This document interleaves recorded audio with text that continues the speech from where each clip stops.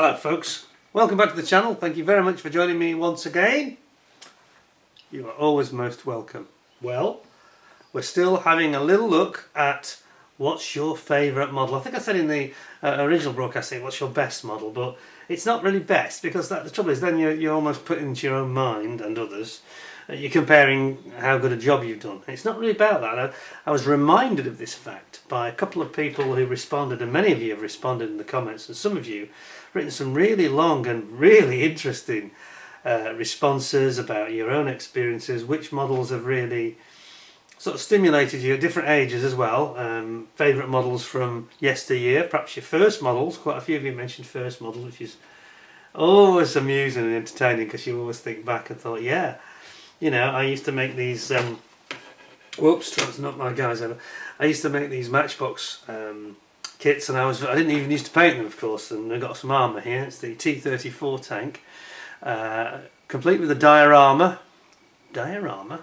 Yes, a diorama, Mr. FX and Co. You remember them? They're very popular, and they still look great today. I think we need some of these dioramas to come back into the hobby. It's something that's lacking. I don't understand it. Every thing that knows me about the hobby today is that everybody, just because of social media, a statement gets put out or you know, on a blog or something by a manufacturer, and then it just gets repeated as though it's fact, and nobody ever challenges it. There is no reason, and don't, you know, I can hear people already starting to argue with what they're hearing. They're going to say it's cost. Cost has got nothing to do with anything. If you desire the product enough, you will pay the extra 50p or £1 that it costs for them to put the diorama in. What I think is lost, talking about, I'm going off on a rant, aren't I, already? But what I think is lost in this diorama debate is the fact that people don't seem to understand that it's part of the appeal. Without the diorama, this would just be a decent kit, small kit, but it wouldn't have that magic around it, and Matchbox would not have that aura around them that they still have today with many people. By the way, some of you have been indulging in this pagan festival that's known as Matchbox March. I do not approve of Matchbox March. It is disgraceful. And every time people build another Matchbox, another rant alert! Every time people build another Matchbox kit that's an original with an original box, another little angel dies and you can never ever get it back. It's irreplaceable. I do not approve of this pagan festival. I don't take part in it anymore either. Anyway, I ought to add, you know, it's almost like somebody said, you know, you're not a Bond villain. You can't have all the Matchbox kits in the whole world in your own personal stock. Why can't I? Why can't I? I'm not a Bond villain. Of course I'm not a Bond villain. Or am I? Anyway, putting that aside, talking of Bond, if I was a Bond villain, you know, and you, the modeller, with James Bond lying on the table with a laser beam about to go somewhere unfortunate, you say, yeah? Bond would say, do you expect me to build? I would say, no, Mr. Bond, I expect you to sell to me. Anyway, I've gone right off the subject. Calm yourself, come back to reality. Anyway, so the point I was making, the more serious point I was making, was that we used to be satisfied with these, didn't we?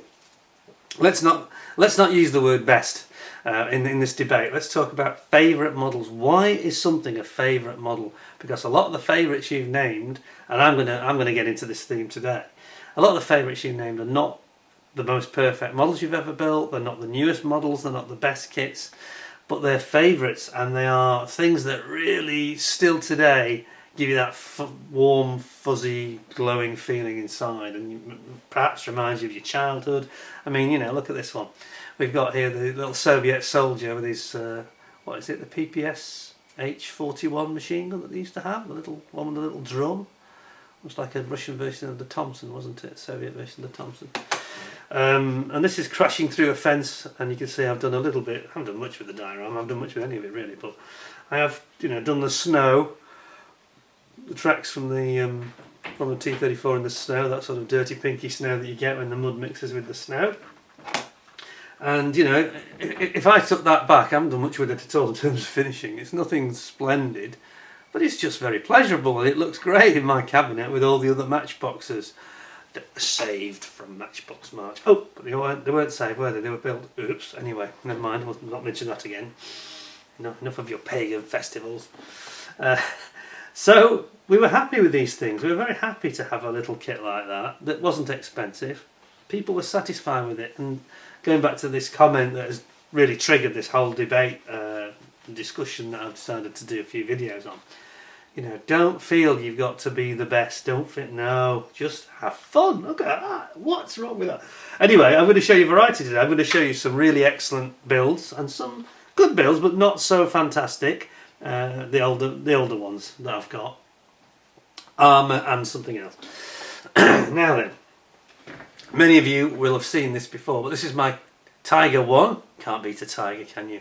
Well, you can't beat a tiger unless it's about, this big. But this is the Tamiya Tiger 1, which is very cheap. You can buy it now in, it's an old tool kit, so you can buy it in most places. You can pick it up in places like Hobbycraft, and you could do, because they've dropped Tamiya now, haven't they? But a lot of retail stores sell this for about £18 or £20 or less.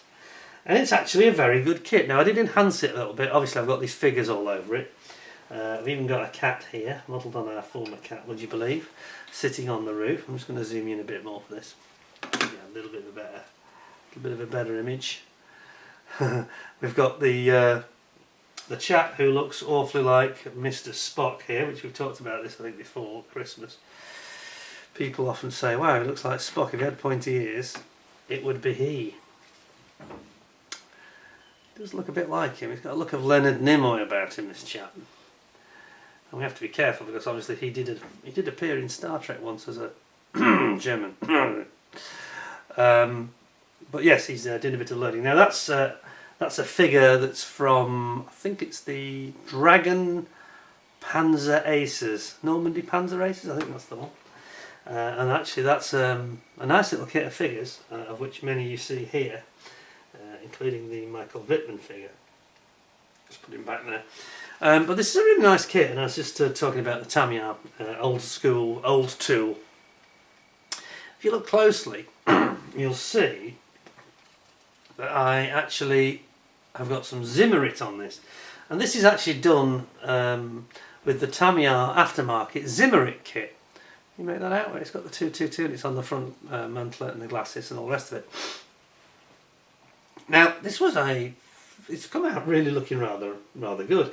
A couple of extras that were on this kit was the Zimmerit, which is really, excuse me, it's really a self-adhesive, a stick-on product. It's really just works like a self-adhesive label almost, but with a very high-tech adhesive, so you've got to get it right first time in terms of positioning. But it's quite a good addition, and it makes it look, it kind of really gives it a bit of presence, which it didn't have before. It just looked a bit bland, perhaps a bit toy-like even. What with that and the paint finish, and this is probably my best armour kit actually so far. So this is almost the starting point for the new big Tiger I'll be making at some point in the future.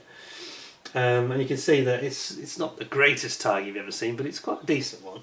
Also, it's got the full tracks on, the metal tracks, and as a result of that, I have to tell you that this model, it does weigh an absolute, I was going to say a ton, not literally a ton, but it's heavy. There's those metal tracks, look.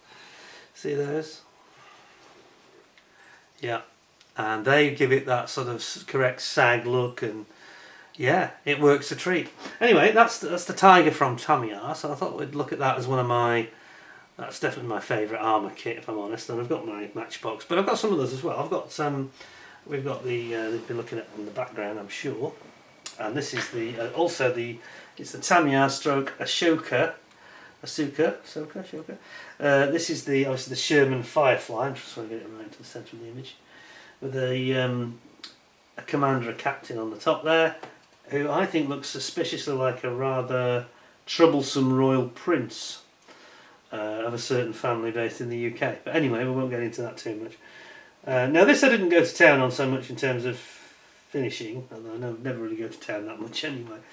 So it's kind of basically finished, but this is a cracking kit, and it comes with some very interesting figures. And I wanted to talk about figures in the context of favourite models, because I've noticed that figures get mentioned very, very infrequently, and people most modelers seem to stray away from them. I've only got into them in the last sort of 10 years myself. And I'm not a great figure painter. I am not at all. But they just liven up the models, as you can see. They liven up a scene. Here's an example. This comes with this, this was a special D-Day anniversary in 2014 set that was released by Tamiya Ashoka. And this is one of the soldiers. It's the sergeant leading this patrol with this Sten gun. I thought I'd show you this in a little bit more detail, because I wanted to talk about how to do figures in a way that all of us can do. You know, alright, we're not all going to be the greatest at figures. I'm not, as I say. But have a look at this. All you've got to focus on, in the first instance, is getting the basics right. Everybody is afraid of doing figures because of the faces, and I fully understand the problem, because I have it as well. But look closely at this chap. I haven't done anything amazing here. And he looks quite good. In the cabinet, you've got to remember, you're seeing this zoomed right up, and you don't see a model like that. Your eyes see him, 2 inches tall. He's 35th scale, he's about 2 inches tall. So that's all your eyes will see him at. So you won't see that. You can tell that I haven't painted the eyes. What I've done is all the recesses in the face, the lips, the mouth, the sort of eye sockets, and the ears have got that deeper sort of fleshy colour, a bit redder. And at this scale, that's kind of all you need to do, really. It's all you need to achieve. So I'm hoping this is coming out. My camera isn't good at fine detail when it's because it tends to wash out the too much light. I'm hoping that's coming out okay. So he's on patrol. He's got his Sten gun, and we need to talk about this figures issue. So I would say to everybody, you'll see a couple more figures in a minute, but don't be so afraid of figures. Don't try and think you've got to do the eyeballs and you've got to do the pupils, and you don't. On the bigger scales, yes, of course you do. So I think personally, at 24 scale and bigger, you've got to be doing the eyes, and that's when it gets challenging. But you don't actually have to. You see, you might say, well, that looks a bit. You're seeing it on a screen this big. It's tiny. Look at it. It's no big. It's not even as big as my thumb. Okay, and when you see it with even with my glasses, your ordinary eyes, you can't tell that his eyes are not done. You can't see that because he's so small. Don't worry about it. Just get the basics, and it will liven up a scene quite nicely for you. And this is one of the things again, you can now see I'm not the best figure painter by a long stretch, but it works. Let me just show you this, the Sherman Firefly, and just get you in on this Prince Harry character. That's the tank commander, because I think I did do his eyes in fairness, but again, not brilliantly. But it's so small, your eyes can't see that, apart from now into my massive zoom lens, which is like a macro lens almost, yeah? Now, yes, if you get close enough, you'll see, the closer you get, you realise that it's not all that fantastic, but it doesn't matter because your eyesight can't zoom in like my Canon lens can. It just can't. So don't worry about it, yeah? Don't be concerned that people will be critical, because people walk in, I've mentioned this before, people walk in and look at these in my cabinet and they go, wow, the little men are amazing, And I'm thinking, well, they're not that amazing, but they're not thinking that. They're thinking they're brilliant. So there you go. I'm going to just put that around there, out of the way. While we're on the subject, I'm going to show you another one, one of my little favourites, which is the American Jeep. So I've got him here. I've got zooming in for this. And this is the GI with his Jeep at the front. And this is another nice little one. It's got some real character about it. And here we've got a figure. And I think I've done the eyes on him again. But again, it's not the most, it's not the Leonardo da Vinci. I look at the Flory Forum and I see Matt Ball, and he's really good at these figures, at all scales it seems. I'm never going to be up to that level, but this is a competent figure and it works in scale, in context. Look at my thumb, you can see how small this figure is, and when you look at it, in the cabinet, you probably see it kind of like you're seeing it there. It's more than good enough. We've got a nice little Jeep here. We've got some jerry cans in the back, fuel. We've got our flip-up windscreen, complete with a Duran rifle, drone rifle on the back, and its holder, its pouch, which it folds down, and it's a nice little Jeep, and it goes with the Mustang very nicely. It's brilliant. I know it's not quite the same because this is 35th in the Mustang is 32nd, but you know, put it at the front of the Mustang, and you can't really tell that. It's all about perspective. Anyway, I did want to mention these figures because I think it's something that people, even very experienced, very well-known modelers, no names, but people are scared of figures. They're scared of them. They are. And I'm not saying that you should have to do figures or you should have to practice and try and improve. You do what you want. We should all do just what you enjoy. But don't be so frightened of it. I mean, look at the figure here. This is a 76th, the little Russian. I've got to sort of zoom in on him. The little Russian, he's tiny. I mean, he's only a centimetre tall because he's crouching a bit, and he's at 76 scale. I mean, look at that. But look at how he lifts the scene. He just adds something to this, doesn't he? He really does bring it alive, basically. The whole tank, the vehicle. It adds a dimension and a context to the actual model itself. So don't be so afraid of them. These can be a beautiful enhancement. You've seen that I've got lots and lots of figures of my aircraft, 48 scale ones, which I got from ICM, and they were brilliant. It's a brilliant set that they did for the Luftwaffe set. But they do others now. There's lots of nice ones. I'm going to show you a tank that is also a favourite of mine, but it's not made to the same standard. It's a bit older. It's about, 10 years since I made this. And it is the King Tiger, Tiger 2. So I'll bring it in here. Now the figures I've done actually probably better than the tank pro rata, and I've got a nice little motorcyclist here this is the motorcyclist with the dispatch rider, and he shouts his orders up to the tank commander. Here he goes. He's shouting his orders from his motorbike. It's a BMW or a DKW, I can't remember. But yeah, so we've got a little bike here. Actually, this is the first motorbike I built, so I've built two, not just one. Not just the Honda that you saw the other week. So there he is, he's astride his motorbike and he's shouting his orders up. And he's shouting his orders up to these chaps here. And again, we seem to have by the way, we've got another cat here has strayed in. Another cat has strayed into the scene. Another one that's sitting on an ammunition box. And another cat that is based on one of our previous cats, one of our pets. these are Tamiya, these ones, by the way. These cats and ammunition boxes, oil drums, and it comes with a whole set of stuff. One of their additional sets you can buy. Anyway, I was talking about the tank and it not being the greatest, but the figures are quite nice, you know. I just didn't really make the effort on this one. I did a rather average to poor job with the shell hits, which look a bit. Yeah, I've watched Night Shift's show, you know, and I've thought, my God, I've made so many mistakes and so many schoolboy errors with this. It's all relative, isn't it, really? You can see the very rudimentary paint job.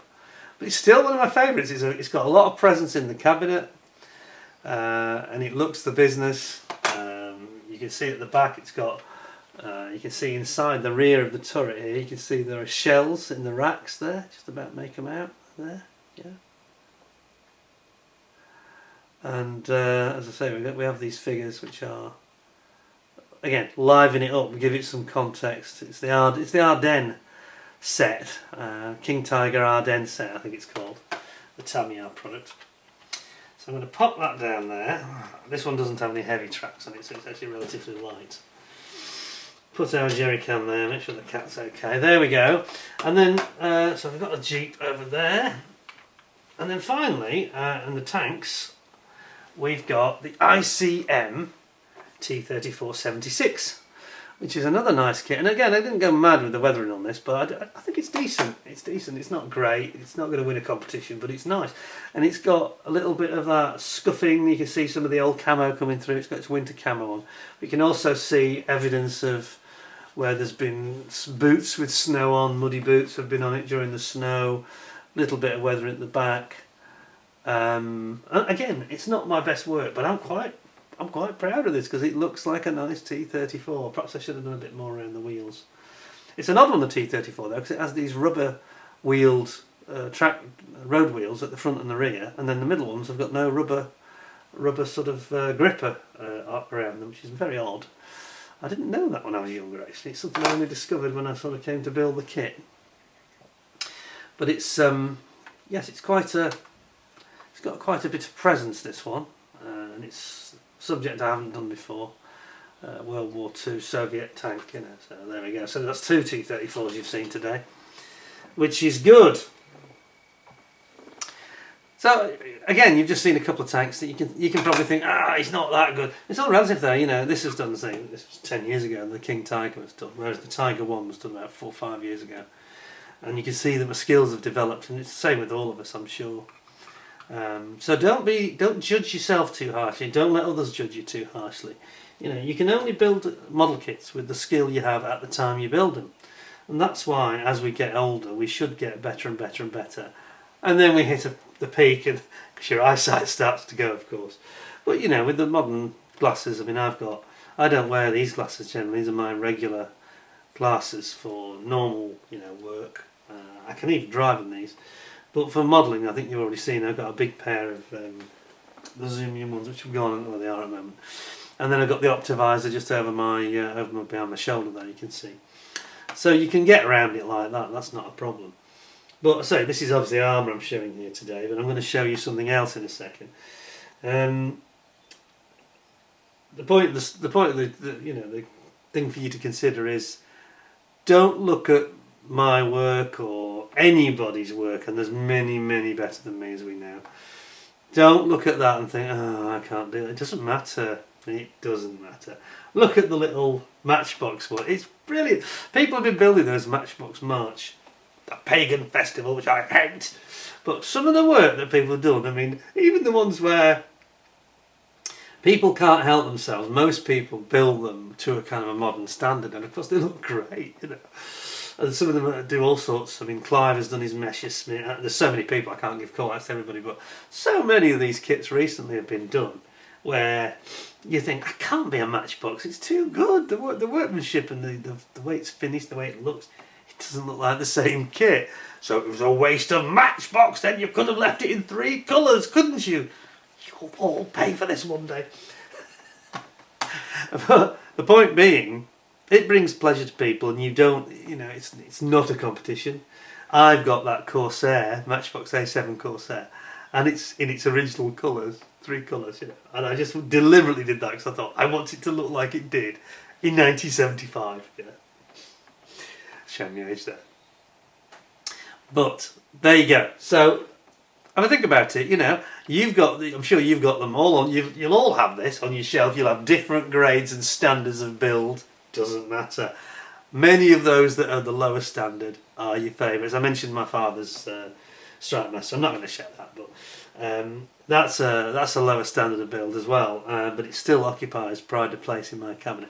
But there is one model that I didn't show in any of these videos, and I thought almost deserved a video in itself, but I thought that was a bit OTT. So it is, of course. I'm going to have a little swap round if you just bear with me for 5 seconds.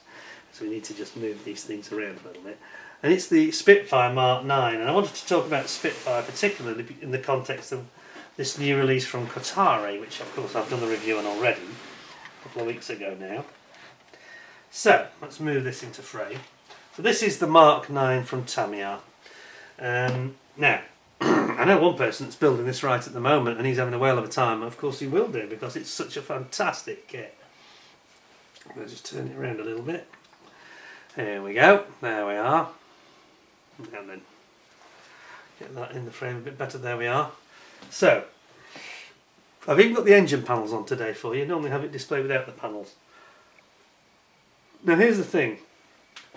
I didn't show this in the other video of the Mustang. The Mustang is a completely different concept really, because as you know it was this metallised finish which I wanted anyway.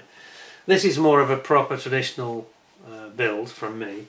And it's one of my best, no doubt about it. I won't say it's the best, but it's definitely up there in the top 3-5 of builds, and the top 3-5 What is special about it, of course, is it's a magnificent kit. it would be wrong to say that it's not challenging. Somebody did say to me the other day that, maybe Jason I think, and he said, oh, I'm not sure about Tamiya kits, they're too predictable, they're too easy. Well, they're not actually, some of them. Yeah, a lot of them are. But I think personally there's a bit of a beauty and enjoyment in things that you know will look right at the end. However, they're not perfect. They're not perfect. I don't claim they are at all. And there was two things with this kit that they kind of didn't quite get right. One of them was these exhausts. Now it was really about the way they moulded them rather than the actual design of them. The design is fine. The exhausts on the Mark 9 Spitfire have a great big seam that runs down the centre on the real aircraft I'm talking about now, not models. So you can see it here. I think you can just about make it out. Right down the centre, it's a fishtail exhaust, and the dead centre there should be a seam visible. And I've managed to get my seam back just about, so you can see it. But no thanks to Tamiya, because they went and put the sprue gate contact point right in the middle of the face. Why they didn't mould it the other way around, I'm sure there was some reason, but they should have really done what Qatari did, and that's mould it on the inside, which is the bit that attaches, and it doesn't matter where there's a mould contact point. But they didn't, and this is the same mistake I moaned about with Airfix. They did exactly the same thing. Yeah, theirs is even worse because they haven't actually. I don't think they actually moulded in any evidence of these wells, and even Airfix. I'm not going to name names here because it wouldn't be fair, but Airfix's own demonstration example that they take to shows, which is a nice, beautifully made kit by a genius of a bond builder, I know who it is. But he's also one of their designers, but not the one who designed the kit. But they're all smooth on the. It's wrong. It's not right. It's not accurate at all. And I'm not being a rivet counter, but that's quite an obvious sort of glaring mistake. Anyone who'd built this and knew anything about the Mark 9 Spitfire, or any of the Spitfires really, would have known that you can't really put that there, and you need to have this well visible. And I think it's one of these myths that gets spread around in the modelling community where people say, oh no, it's this thing about like the Messerschmitt 109, where it has this line down the fuselage, and people say, oh no, I shouldn't have that, and then rub it out or fill it in, and it's supposed to be there. It's on the real plane. But anyway, like a join line, you know. Same here. This is supposed to have somebody actually criticised me, I think I've said this one before. Somebody criticised me and said, you saw the after build photograph montage and said, you didn't do that good a job of it, you've got seam lines, you've never rubbed them off on the exhaust. And I was like, oh dear. And I said to him, I'm sorry, but you need to go and do a bit more research, because you'll find that they have a seam line right down the middle of every exhaust stub. But anyway, digressing. But yeah, it just so it just shows that even the manufacturers don't get it right, they don't get everything right themselves. But I wonder if I can just actually remove this cowling. Oh, there we go, get the cowlings off. The other thing that Tamiya did, which was perhaps a little bit slight disappointment, and the only other thing, because it's such a wonderful kit, I'm not knocking this one at all. This is where I probably damaged something, I'm not careful. There we go. There we go. Zoom in a bit for this. Try to get in the centre. There we are. Rolls-Royce plates on it and everything. But you can see there's quite a few pipes for the cooling system and the the oil tank pipe to the supercharger and all this kind of thing. And those are not included on the kit, and that's one failing that they did have. So there's quite a lot of. It's probably hard to see actually, but there's quite a lot. I can get this in. There's also the cooling from the cooling jacket at the front. There's piping coming off that. That's not in the kit. So none of this cooling, of which I won't bother taking the other side of it. It's just going to take too much time. But you can see some of it. Most of that is not included in the kit itself, and that was a slight shame because I think that now I think Tamiya today would include that extra detail. However, we're talking about the Qatari Spitfire, and here's the problem. We've talked about it in the review, but at the end of the day, that comes with no engine, and it's about £100, £8,500, 85. I think they've just actually released a new version, haven't they? With a figure, it's come out to £81. Somebody was selling it for, which is cheap. Excuse me. That will annoy people that spend £150 on it, like I nearly did. But anyway, yeah. that's a beautiful engine. I sound like I'm moaning about it, not at all. It's a beautiful engine. Apart from that emission of those pipes, it's stunning. It's a stellar piece of work. Now, Qatari don't give you any of that, and it's actually at a similar price when this came out. Now, of course, these have gone up. Everything's gone up in price, but there's still only perhaps a £15 or £20 uplift, and you get a most stunningly detailed Merlin engine, which most modelers agree is probably the best one that's in injection moulded plastic that's available today. It's absolutely brilliant. You can see we've got the Rolls-Royce name. The Rolls-Royce plate didn't come on it either, one other emission, but I got those as an aftermarket item. And then of course we've got our underside. It's got the invasion markings. This is in the markings of the Canadian ace Charlie Fox. I say ace, he wasn't actually a known fighter ace as such, but he is famous because he's the man who, by chance you might say, he actually attacked the staff car of Erwin Rommel, Field Marshal in the German army in Normandy, and badly injured Rommel, of course. He never quite recovered from it, killing the driver and another officer, and almost had this guy, Canadian pilot, he was really specialised in ground attack. He basically had an element of having a hand in changing the course of the Normandy campaign. And when Rommel was then off in hospital and out of the battle, and of course it wasn't that long before the Normandy front suddenly collapsed, and they had this Falaise pocket where they got quite a lot of them got trapped, and turned out to be a bit of a massacre, I'm afraid. But anyway, there we go. But that's the marking VZF. That's Charlie Fox's aircraft. A very beautiful kit, and one of my favourites. You know, it just goes together. It looks perfect. I think that I don't want to have easy builds all the time. I want to have interesting and challenging builds. But there are times when something so nice as that cost over £100. You expect it to be good, and it was. That's probably my best aircraft build, bar one. There is a jet fighter which we'll come to later. You'll see at the end of the last show, I think. Probably, whether that's my best build or this, it's kind of a toss-up between the two of them. But again, has a special place in my heart. Everybody takes one look at that and their eyes pop out and think it's gorgeous, especially when they see all the interior detail in the cockpit, etc. I'm not sure if you can see this. It's not that easy to manoeuvre. Not sure the light's going to catch it. We'll have one little last go with this before I sign off. And, let's have a look. Where is it? There we go. There's the cockpit instruments. I think you can just about make out. So yes, it's got some really nice. Got the rudder working, as you can see. Involuntary flexing of the rudder. A beautiful model. You know, again, other people may do them better. I don't care. That is more than good enough for me, I would say. A real nice one. So that has a pride of place in my cabinet, and amongst the aircraft, that and the Mustang really, and this jet fighter, which we'll come to later. That is probably the three favourite planes, and there's a lot of nice planes. You know, that Mosquito's nice, the Comet's nice. Anyway, there we go. So today's takeaway really is don't be afraid of figures. Just do a rudimentary figure. Don't worry about being perfect.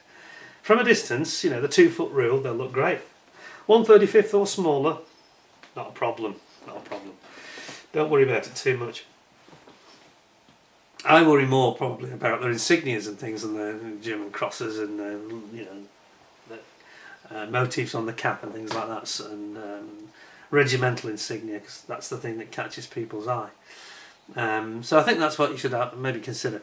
But don't be afraid to try new things. You know, it's a bit like figures and racing cars. People seem to avoid like the plague, and bikes, because they all require different skills. You can't cover it, you know, you can't hide the problems with mud.